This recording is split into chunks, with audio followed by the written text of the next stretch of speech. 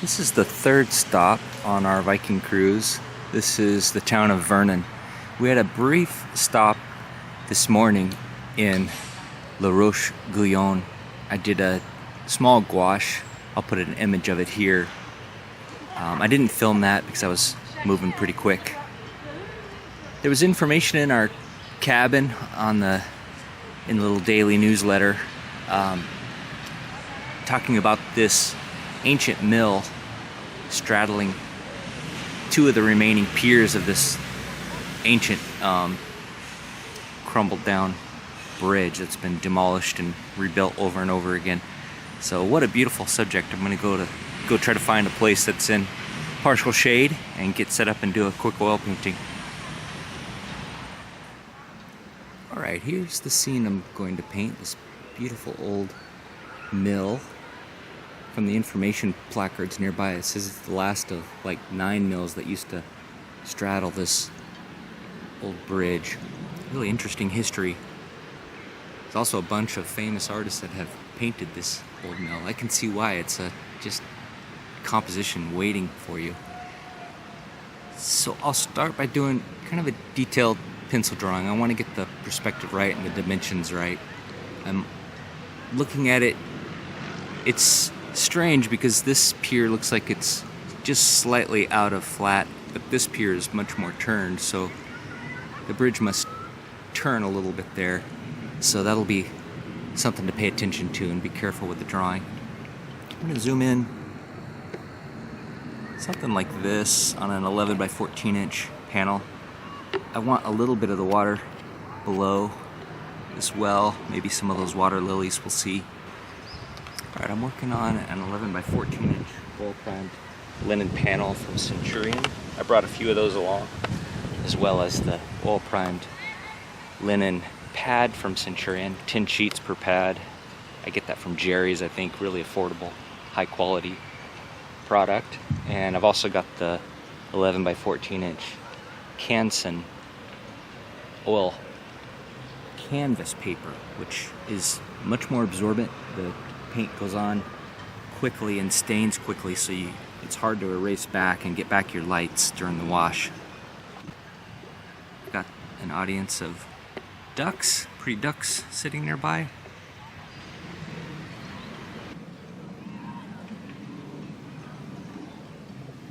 This was one of the most pleasant experiences I've had plein air painting. It was mild temperature, just a little breeze, mostly soft, consistent light. I felt really excited about the subject, but not nervous about getting a good painting. And what a lovely spot to spend a few hours.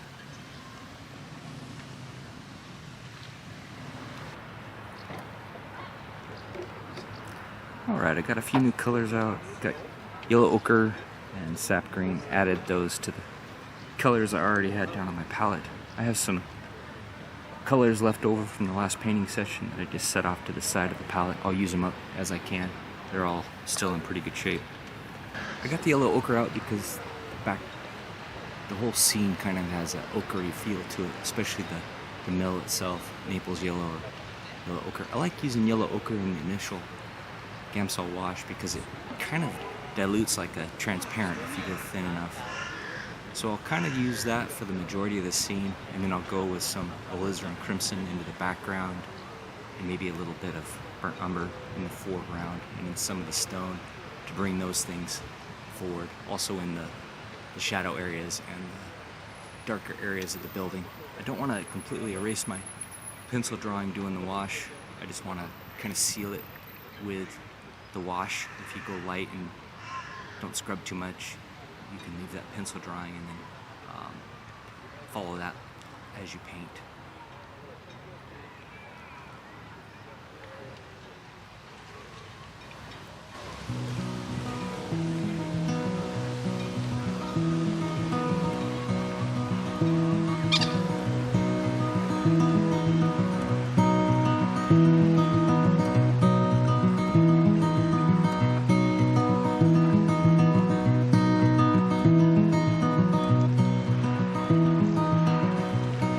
There's the Gamsol wash in. I tried to leave my drawing mostly intact because I took quite a while to get the drawing right. I tried to be loose with the drawing so the painting didn't come out too tight, but when I'm drawing complicated architecture, I am finding that doing a little more detailed sketch at first helps. So now I'll mix my colors. I'll take my sunglasses off to make sure I get some true color. The difficult part is that the sun is coming in and out from the clouds, so I need to choose whether I want a strong sunlit scene or a more cloudy scene. Alright, I've got my colors mixed up.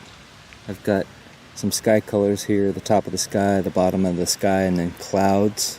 I've got the distant trees, shadow and sun. This is kind of a middle ground, trees and shadow, and I'll just use this with maybe a touch more sap green to bring them forward in that middle ground. Then I've got the darkest wood on the mill, blue and red.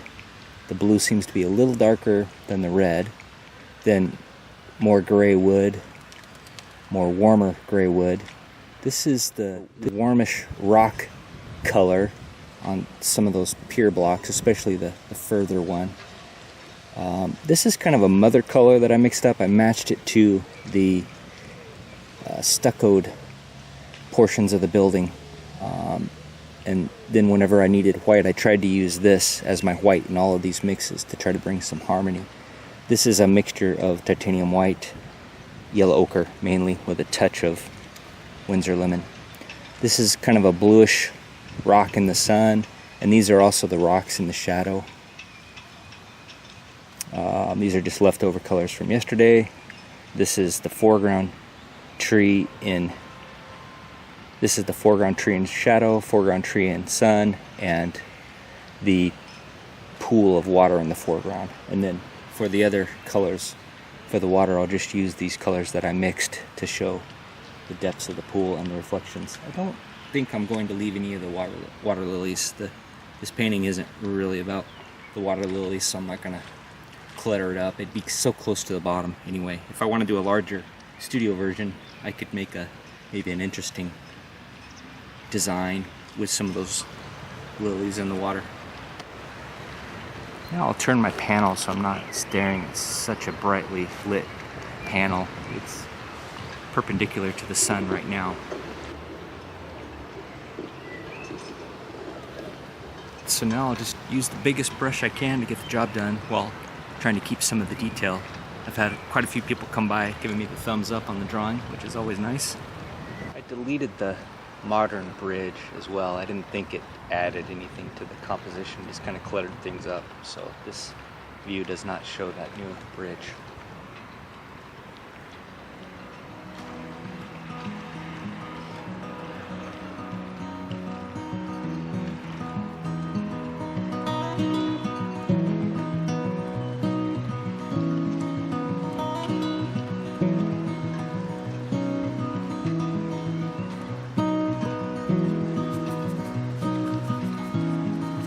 As usual, I start with the sky and come forward.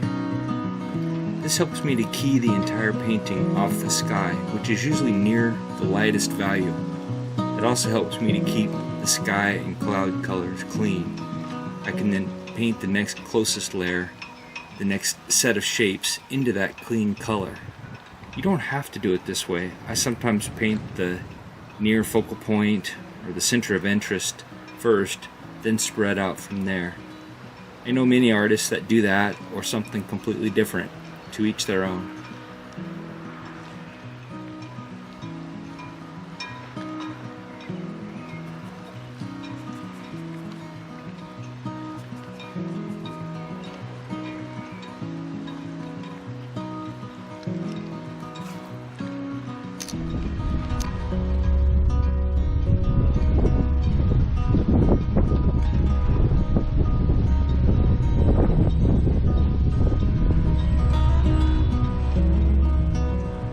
I had a lot of fun watching this boat pilot in training, parking, docking his boat over and over again. The instructor was pretty patient, given he hit the dock pretty hard a few times.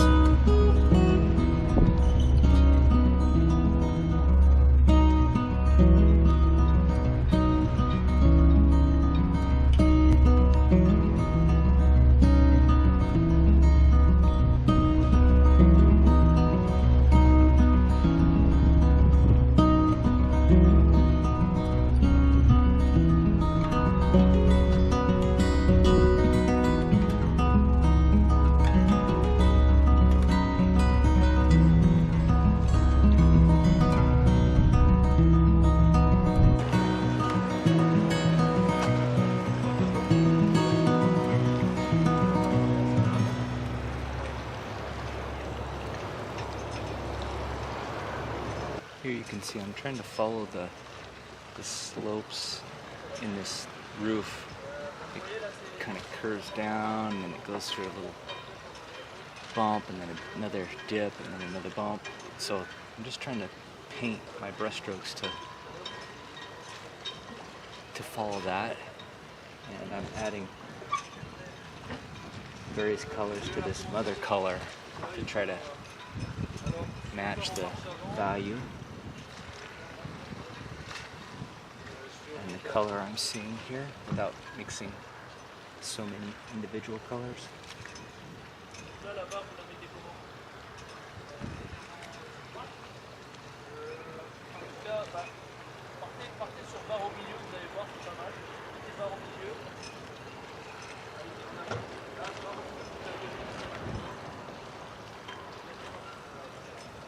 I got a different small brush here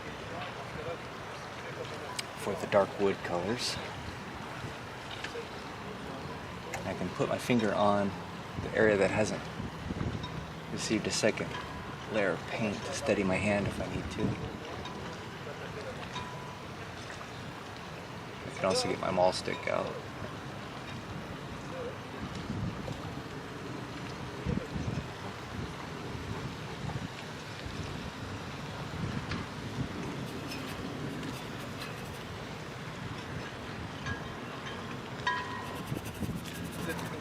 I can just kind of lay in a thin, generic shadow area here because I'm going to paint over that with a little lighter orange for the stucco in the shadow, and then the tree on top of that.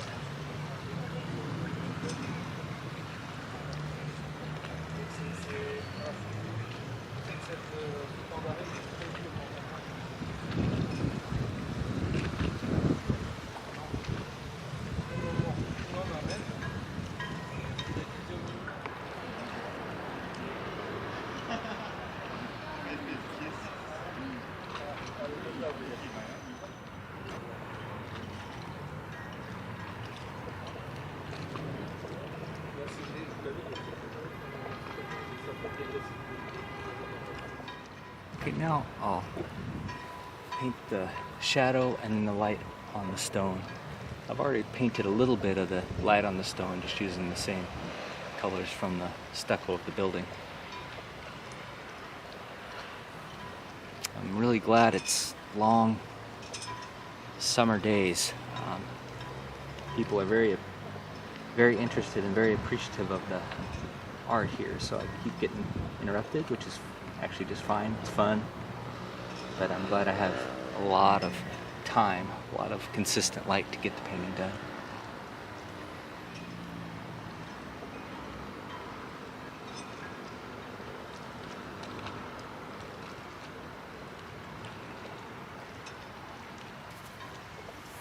Hello, bonjour.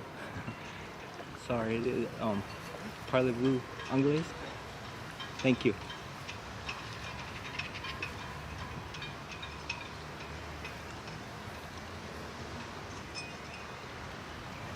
Now, paint the foreground tree and the other foreground greenery and the water, and then I'll be done.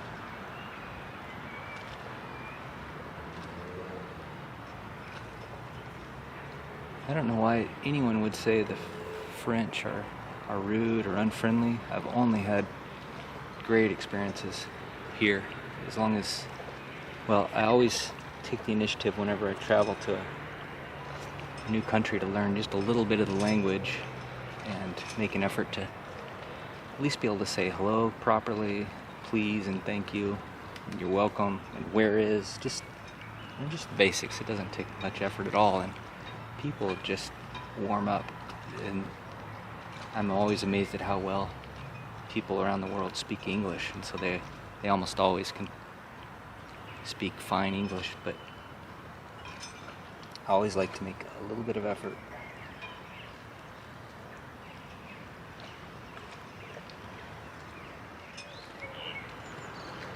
I'm going to switch to a little softer brush, one of these Rosemary long combers, so I can paint on top of paint without digging into the layer below. Those ivories are just a little too stiff sometimes for that.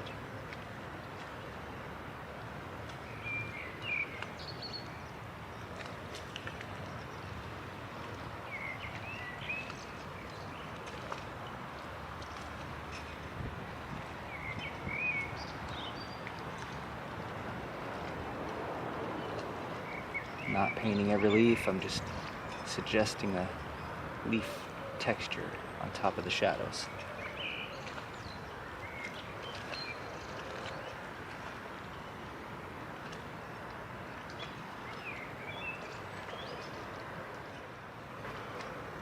There's more sunlight going into this area now, so the color is a little off of what I'm currently seeing, but that's okay. I'm not going to chase the light. I established these colors earlier when I mixed all my paint. I'm just going to stick with them. If later I find it's out of harmony, I can correct that in the studio.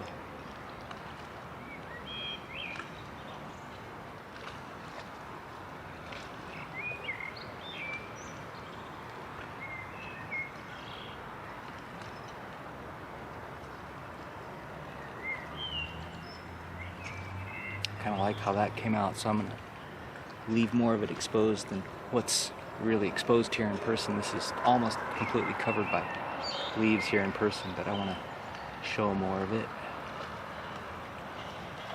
Artistic license.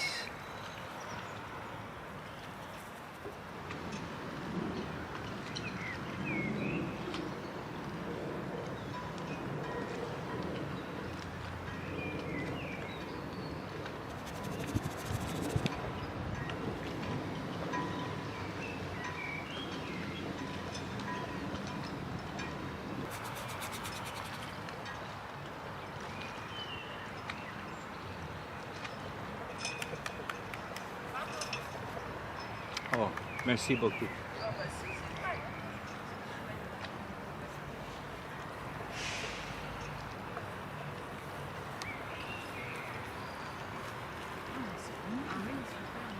Now I cleaned out this comber and I'm using it again to just drop some sky colors on top of the water.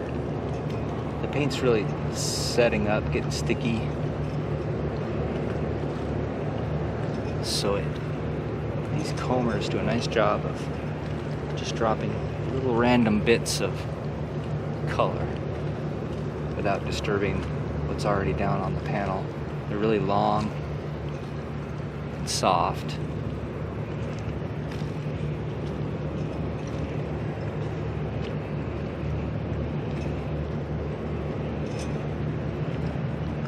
Some of this mother color into the water here as well, reflecting the pier. It's okay if it blends a little because it knocks down that intensity.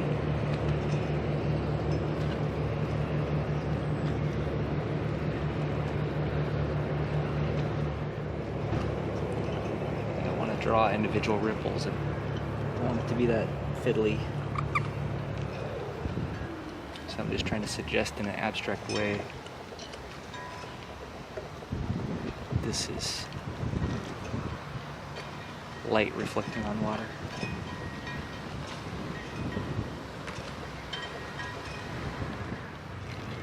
Then when you have a little bit of paint built up, you can just grab any color with this nice soft brush and add a little bit of randomness, hints of color based on what I'm seeing.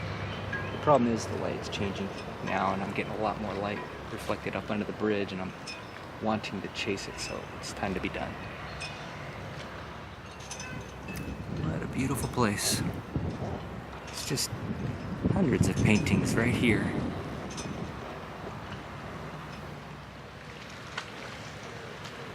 Alright, here's where it ended up. Well, that was a real challenge. A little drawing challenge, but I'm pretty happy with the result. I certainly enjoyed it. I hope you enjoyed it as well.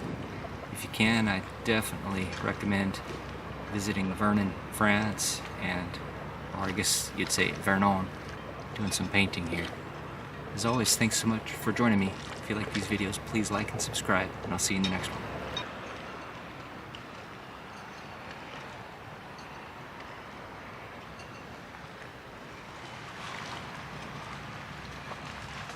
If you'd like to support the channel, please visit my website.